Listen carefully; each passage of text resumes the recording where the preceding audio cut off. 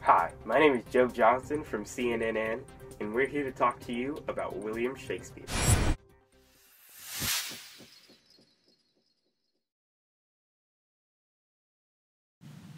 William Shakespeare was born in the year 1564, but no one is sure of the exact date. He was baptized on April 26, 1564, so many historians believe that he was born 3 days earlier on April 23rd. He was born to John Shakespeare and Mary Arden. His father worked as a leather merchant, and his mother was heiress to land outside of their hometown of Stratford-upon-Avon, England, a small town next to the River Avon. His father became a successful merchant and even held office as a bailiff of the town for a time. Many historians say many different things about the ages and names of Shakespeare's siblings. How did your relationship with your siblings impact you? I was the third born child of my parents, but my two older sisters both died before I was born, so I always acted as the oldest child in my family. My closest sibling was probably Gilbert, my younger brother who was only 2 years younger than me. We often played games, told stories, and explored the countryside together. Another big part of my childhood was the death of my younger sister, Anne.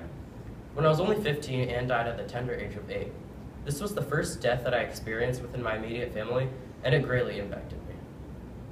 How did your parents affect you? Although my mother was a prominent figure in my life, she didn't really have as great of an influence on me as my father did. My experience with my father's rise, fall, and then rise again as a public figure influenced me greatly.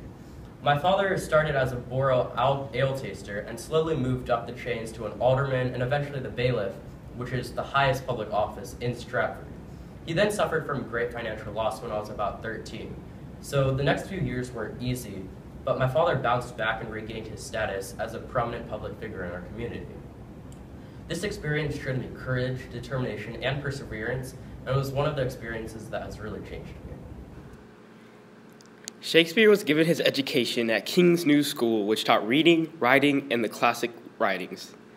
He never went to college because he didn't have the funds, and this led to doubt in his credibility when he first started writing plays. Can you tell us a little bit about your professional life? Well, I started around 1592 as an actor and a playwright in London, and several of my early plays were produced and people seemed to take a liking to them. In the early 1590s, I joined an acting company known as the Lord Chamberlain's Men, but it was quickly changed to King's Men in 1603 with the crowning of King James I. My fame quickly grew throughout England and even throughout parts of Europe, but by the year 1597, out of my 37 plays, 15 were published and performed. In 1599, I and a few of the lads built our own theater, which we named the Globe, near the Thames River. This place allowed me to have more time to write plays while also keeping distraction out. The Globe also gave me an increased income for my family, and I was then able to add entrepreneur to my list of accomplishments. Shakespeare had many influences, but his fine observation skills had a great impact upon his work. He created believable and real characters that struggled with very real problems. His audience felt a personal relation with his characters. Although his observations are a notable part of his work, he definitely looked to other writers for inspiration. Who would you say has influenced your work the most? I was influenced by many prolific writers such as Ovid, Hollingsted, Christopher Marlowe, Geoffrey Chaucer, and Plutarch. Christopher Marlowe mainly influenced the structure and style of my writing, but right now I'd like to focus on Geoffrey Chaucer and Plutarch. Although Chaucer wrote his poetry in Middle English, I still hands down regard him as one of England's finest poets. He has left such a massive legacy with Canterbury Tales and being the first poet to be buried in the Poets' Corner of Westminster Abbey.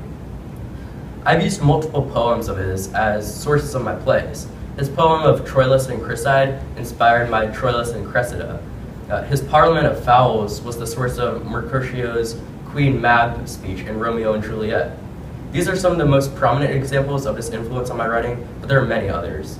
Plutarch was another one of my greatest influences. His work Parallel Lives greatly impacted my Antony and Cleopatra, Julius Caesar, Coriolanus, and Timon in Athens, as well as many others.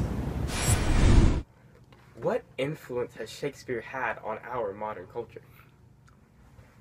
Shakespeare is known to have created over 1,700 words in the English language by changing some words into different parts of speech.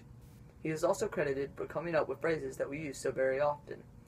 All across the USA, acting companies and schools use Shakespeare's plays to perform for audiences. Why, just the other day I attended a well-performed play of Shakespeare's A Midsummer Night's Dream. Nowadays, most high schools and colleges teach the works of Shakespeare and even have classes fully devoted to the studies of both his well-known and also lesser-known works.